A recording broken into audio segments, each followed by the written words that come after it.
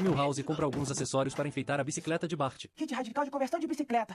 É a briga das bicicletas dos bebês. Ah, não! Eles têm bicicletas de gente grande. Bart, querendo uma bicicleta nova, resolve pedir uma para Homer. A bicicleta velha dele está ótima. É, a mulher da cozinha tá certa. Então se a minha bicicleta velha não funcionar, eu ganho uma nova automaticamente? Isso mesmo. E não quero mais perguntas. Bart joga a bicicleta antiga na frente de um carro para que pareça destruída. É isso, é um carro!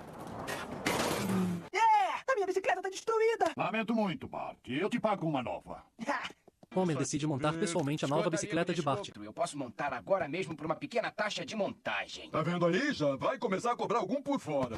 Me dá aqui, eu mesmo monto isso. Você conseguiu mesmo! Pai, você é o máximo! Ai, pessoal, olha o que seu pai montou pra mim!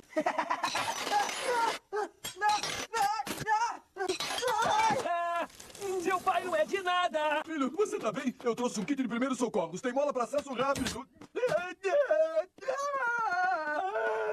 Ah, droga!